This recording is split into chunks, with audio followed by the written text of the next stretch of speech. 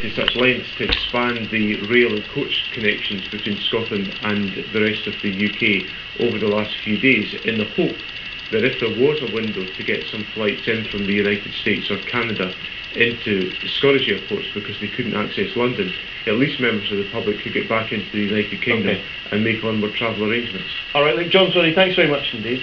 Well, I'm joined now by David Lerman of Flight International and the aeronautical engineer, Dr. Eric Gillies from Glasgow University. First of all, Eric Gillies, there's a lot of criticism from the airlines, particularly British Airways. Who's right? Well, there's been about 100 instances in the last 30 years where aircraft have encountered volcanic plumes, and almost all of those incidents have resulted in some damage to the aircraft, and in the most serious cases, actual flaming out and stopping of the aircraft engines in flight. So the safe option is to avoid volcanic plumes, which is an internationally agreed procedure. Right, so you think NATS are basically right on this one? Well, NATS use the agreed international civil aviation operating. What about this test flight that BA ran? Well, really the only way in which you can mount a test flight and determine whether you are in a volcanic plume is using an aircraft which is specifically equipped to detect particulates in the atmosphere. Existing air data instruments on airliner aircraft simply aren't able to do that, so this test flight wouldn't have been able to detect whether they were flying directly into a dense region of this volcanic plume. And what has to happen post-flight is a proper disassembly and microscopic checking of the...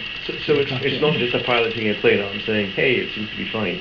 No, it's definitely not. I mean, you are incapable of detecting these microscopic ash particles using, say, the weather radar on the aircraft. Well, David Lerman, in your view, are NATS right on this? To take, in this case, the precautionary principle should stand?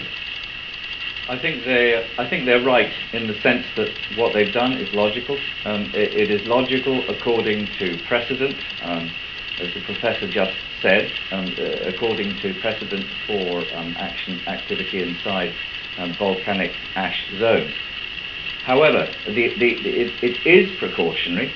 Saying it's logical doesn't mean it's absolutely right. But then I don't see how we could have acted differently. There is an awful lot about this situation which simply isn't researched fully. This is we're not directly in the plume from the volcano, and that's a fairly narrow band and fairly intense ash. This is fairly widely dispersed ash, and the reaction of aircraft engines to that is not well researched at all. Right, but given the reason I said precautionary principle in this case is that, this isn't like, well, you eat a certain type of food and you may or may not contract a certain type of disease. Any government which allowed air traffic to go ahead, and if there was to be a plane which fell out of the sky, you have immediate tragedy.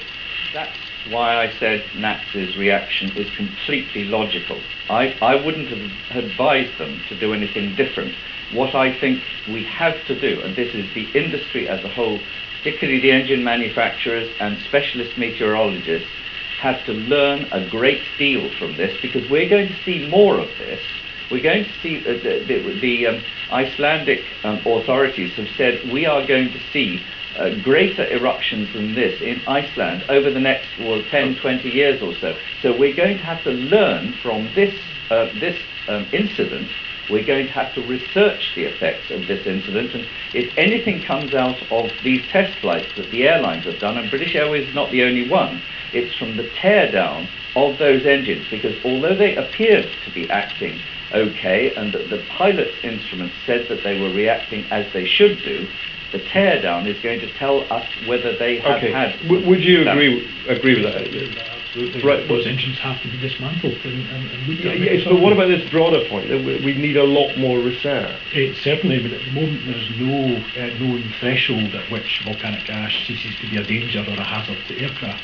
We've only had 100 instances where aircraft have flown through volcanic plumes, and those engines have been microscopically studied and scrutinised.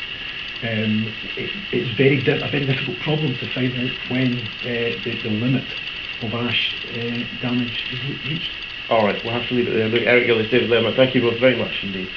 Now, the veteran broadcaster and actor Tom Fleming has died.